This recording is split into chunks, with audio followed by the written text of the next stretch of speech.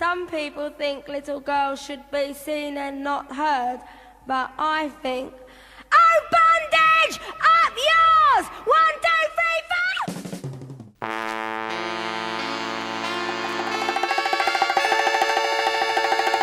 4! Shirley Ann Jackson was born on 1946 in Washington, D.C. In 1973, Jackson graduated from MIT with her Ph.D. degree in theoretical elementary particle physics, especially layered systems, and the physics of optoelectronic materials. She was the first African-American woman to receive a Ph.D. in physics in MIT's history. After receiving her degree, Jackson was hired as a research associate in theoretical physics at the Fermi National Accelerator Laboratory, or Fermilab. While at Fermilab, Jackson studied medium to large subatomic particles, specifically hadrons, a subatomic particle with a strong nuclear force. In 1995, President Clinton appointed Shirley as the chairman of the U.S. Nuclear Regulatory Commission, making her the first woman and African-American woman to do so, and later the first African-American woman to lead a national research university. While at the Nuclear Regulatory Commission, Dr. Jackson launched a strategic assessment and restructuring of the agency for budgeting and planning. Also, she initiated a performance management system that systematized the NRC's activities, making it more efficient. She is also the first African-American woman elected to the National Academy of Engineering, and in the 90s, she concurrently served as a consultant in semiconductor theory to AT&T Bell Laboratories. Dr. Jackson became president of the American Association for the Advancement of Science in February 2004. She was inducted into the Women in Technology International Foundation Hall of Fame, WITI or WITI, in June of 2000.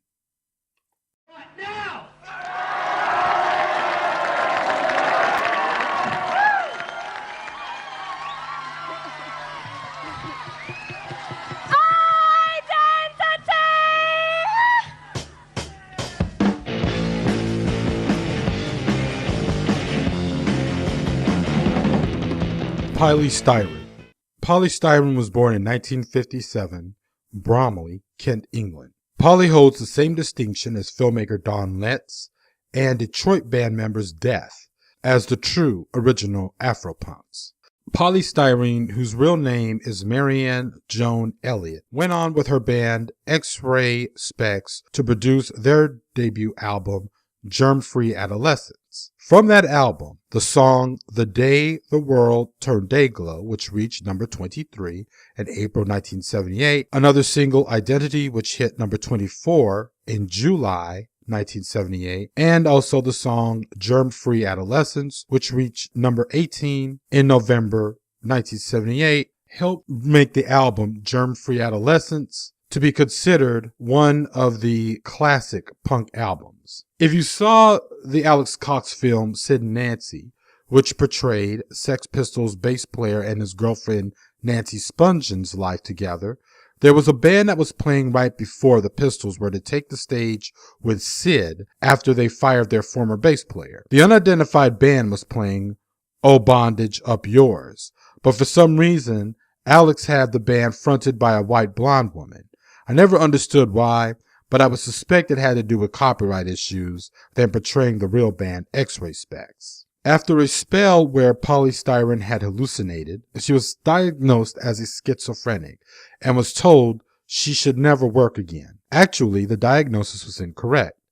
Polly was really bipolar, but either way, she left X-Ray Specs for a private life until she decided to embark on a solo career in 1980. In 1983, Styrene was initiated into the Hare Krishna movement and recorded music in their studios of the Bhaktivedanta Manor. She lived as a Hare Krishna convert in 1983 to 1988. Her solo music was a major departure from the guitar-oriented sound of X-Ray Spex and punk in general. However, she remained unconventional in her music creations as she incorporated experimental jazz, dance, and electronica. On March 2011, in the UK, Polystyrene's last album, Generation Indigo, was released, and on April 24th in the US, the day before her death. Polystyrene revealed to the public 2 months before her death that she had breast cancer, which had spread to her spine and lungs. Polystyrene is survived by her daughter, frontwoman of Celeste dos Santos and the Tabloid Queens, Celeste Bell dos Santos.